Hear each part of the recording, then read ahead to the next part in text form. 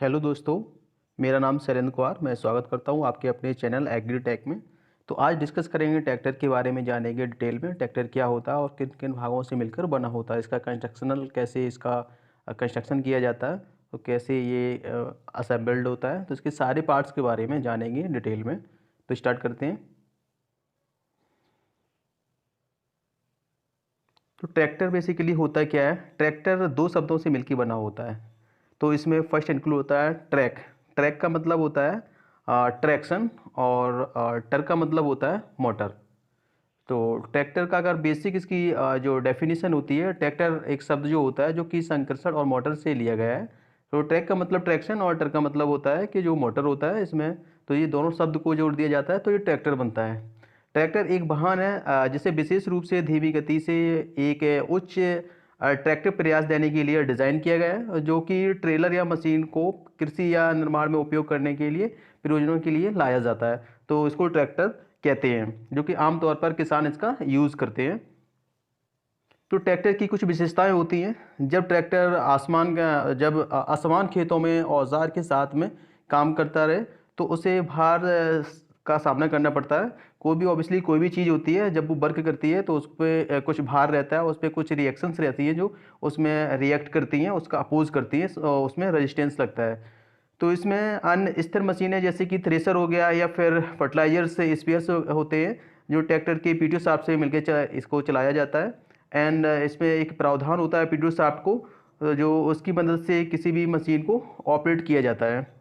इसमें उपकरणों को संभालने के लिए एक उपयुक्त हाइड्रोलिक सिस्टम होना भी अनिवार्य होता है। तो इसमें एक हाइड्रोलिक सिस्टम का भी डिज़ाइन किया जाता है ट्रैक्टर के अंदर। और ट्रैक्टर को विभाजित किया गया है, इसको मुख्य तौर पर तीन भागों में विभाजित किया है। ट्रैक्टर को तीन अलग अलग तरीक़ों से वर्गीकृत किया गया है, जिसमें पहला इसका जो भाग होता है जिसको बोलते हैं निर्माण के आधार पे, मतलब कंस्ट्रक्शन के आधार पे इसको विभाजित किया गया है। देन ड्राइव ऑफ प्रकार, ड्राइव के आधार पे विभाजित किया है, और इसके उपयोग करने के उद्देश्य से इसको अलग अलग तीन भागों में विभाजित कर दिया गया है ट्रैक्टर को। तो निर्माण की अगर बात करते हैं इसमें, तो ट्रैक्टर जिसमें ड्राइवर बैठकर गाड़ी चला सकता है, यानी ट्रैक्टर की बात हो रही है यहाँ पे चलाने के लिए। तो जो ट्रैक्टर को ऑपरेट करेगा ड्राइवर, तो उसके लिए एक तो होता है और जो उसमें ड्राइवर सीट पर बैठ के ऑपरेट करेगा। दूसरा होता है ट्रैक्टर जिसके साथ ऑपरेटर चलता है, जैसे कि दूसरी पिक्चर में हम देख सकते हैं कि ऑपरेटर जो है और जो इसको ट्रैक्टर को पीछे से उसको खुद ड्राइव करा रहा है। ये छोटा ट्रैक्टर है, इसको मोस्टली यूज़ करते हैं हिल्स एरिया, पहाड़ी क्षेत्रों में इसका प्रयोग किया जाता है। ड्राइव का प्रकार, ड्राइव के प्रकार के आधार पे भी इसको विभाजित किया गया है। जैसे कि ट्रैक प्रकार है। ट्रैक का मतलब होता है कि ट्रैक्टर में टायर का यूज़ नहीं किया जाता, उसमें एक ट्रैक होता है, चेन होती है, जो एंडलेस चेन होती है। उस चेन के माध्यम से ट्रैक्टर अपने ट्रैक पे मूव करता है। तो इसमें आधा ट्रैक भी होता है, पूरा ट्रैक। दो प्रकार के इसमें चेन्स का प्रयोग किया जाता है। एक होता है पहिया का प्रकार, जो जनरली देखा होगा, जनरली यूज़ होता है पहिया प्रकार का। तो इसमें दो पहिया और तीन पहिया ट्रैक्टर का प्रयोग किया जाता है। ट्रैक के प्रकार के में अगर हम बात करें, जो ट्रैक होते हैं, ट्रैक का एक इस तरीके से देख सकते हैं, जो हैवी ट्रैक्टर्स होते हैं इसमें ट्रैक्स चेन्स लगी रहती हैं, इस प्रकार के ट्रैक्टर्स होते हैं, इस पिक्चर में देख सकते हैं।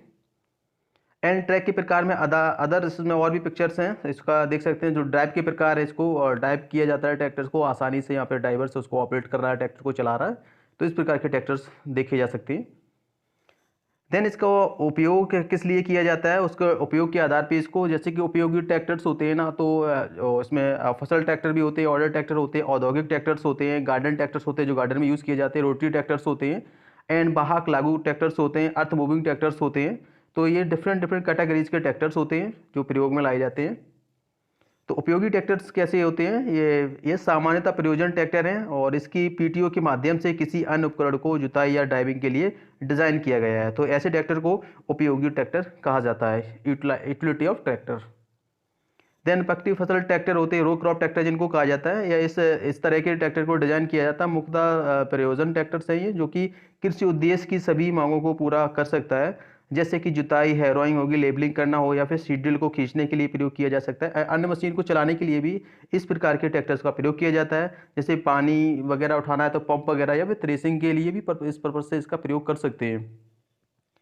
देन फिर होता है पंक्ति फसल ट्रैक्टर, जैसे कि इसमें देख रहे हैं कि पंक्ति में चलते हैं ये ट्रैक्टर मुख्यतः, और ये आसानी से ये पंक्ति में वर्क करते हैं। तो ऐसे ट्रैक्टर को पंक्ति फसल ट्रैक्टर कहा जाता है।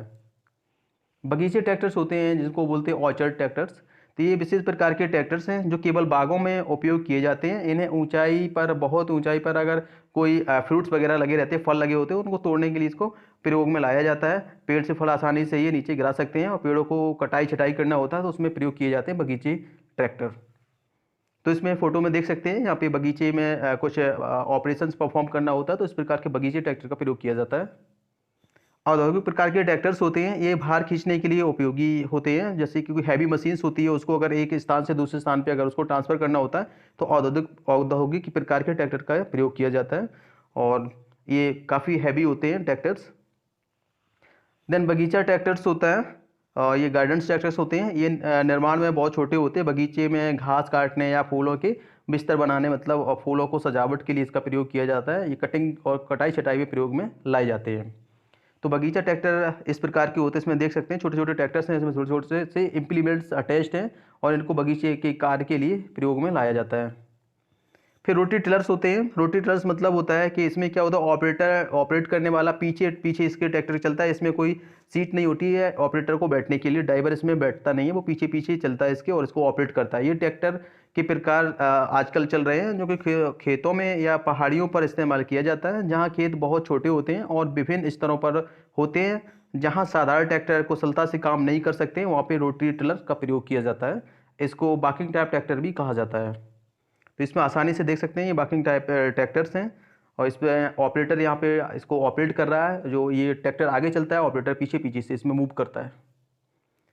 फिर होता है प्रवाह वाहक होता है। यह विशेष प्रकार का ट्रैक्टर है जिसमें आगे और पीछे के टायरों के बीच में विस्तारित चेसिस फ्रेम होता है, जहां सभी उपकरणों को लगाया जा सकता है। तो इस प्रकार के ट्रैक्टर्स को प्रवाह वाहक कहा जाता है। तो इसलिए इसमें पिक्चर्स में देख सकते हैं ये सारे ट्रैक्टर प्रवाह वाहक हैं और हैवी मशीन को ऑपरेट कराने के लिए इसका प्रयोग किया जाता है। धरती चलती ट्रैक्टर्स होते हैं, इनको अर्थ मूविंग ट्रैक्टर्स कहा जाता है। ये ज़मीन में अर्थ को मूव कराते हैं। इसमें अधिकांश पिक्चर्स में देख सकते हैं हैवी ट्रैक्टर्स होते हैं, हैवी ड्यूटी ट्रैक्टर्स हैं।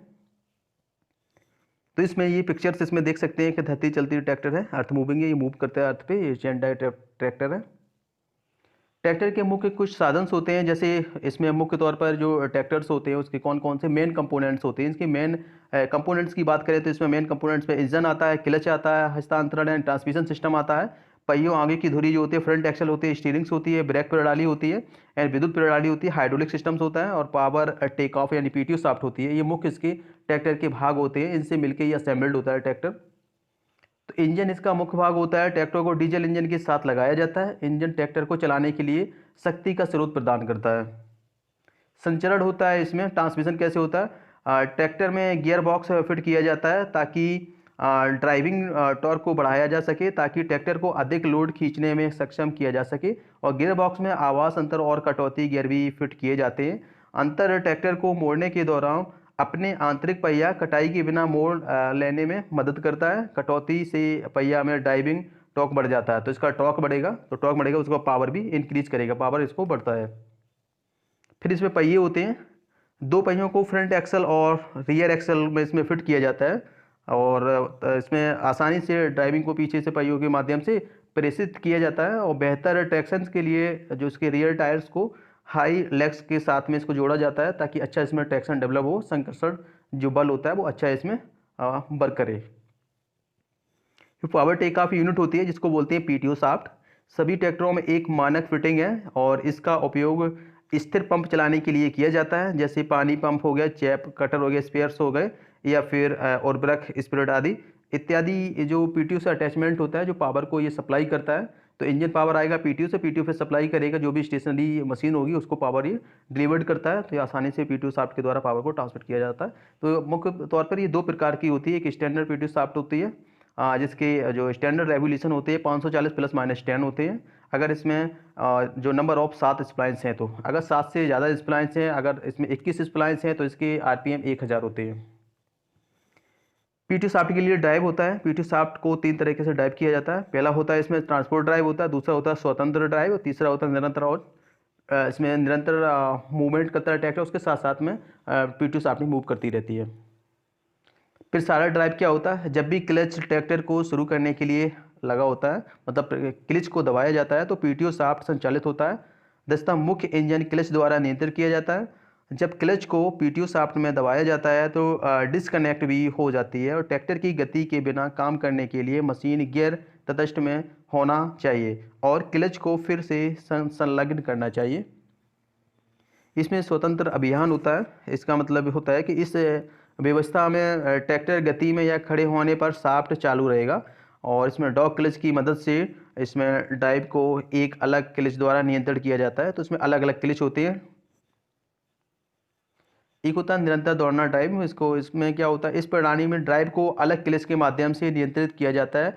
मशीन काम कर सकती है कि ट्रैक्टर गति में है या स्थिर है, तो दोनों में ही काम कर सकती है। फिर ड्रावार होता है, जैसे कृषि औजार जैसे बीज, सीड ड्रिल आदि को खींचने के लिए बनाया गया है। ड्रावार की मदद से ट्रैक्टर को रोका जाता है। तो ड्रावार दो प्रकार से होता है, एक रैगर ड्रावार होता है और एक होता है 3 बिंदु लिंकेज यानी 3 पॉइंट लिंकेज सिस्टम होता है। ट्रैक्टर का रनिंग गियर, इसमें रनिंग गियर्स होते हैं ट्रैक्टर्स में। तो इसमें एक्सेल, पहिया, टायर, ब्रेक या स्टीयरिंग सारे वर्क करते हैं। हाइड्रोलिक प्रणाली की आवश्यकता ट्रैक्टर में होती है।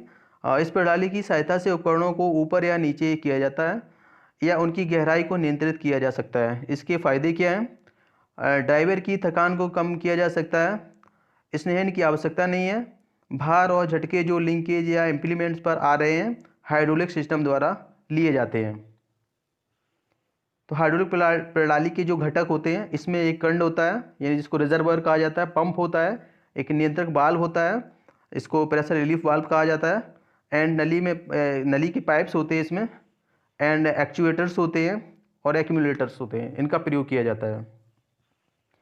तो हाइड्रोलिक नियंत्रण के अदर 3 प्रकार से हाइड्रोलिक को नियंत्रण किया जा सकता है। पहला होता है गहराई पर नियंत्रण करना, दूसरा होता है ड्राफ्ट पर नियंत्रण करना, तीसरा होता है स्थिति नियंत्रण करना। गहराई पर नियंत्रण कैसे किया जाता है? इस प्रणाली द्वारा उपकरणों की गहराई को नियंत्रण किया जाता है। फिर एक होता है डेप्थ नियंत्रण, डेप्थ को नियंत्रण करता है। Thank you. आज का लेक्चर यहीं पे समाप्त करते हैं। Thank you so much.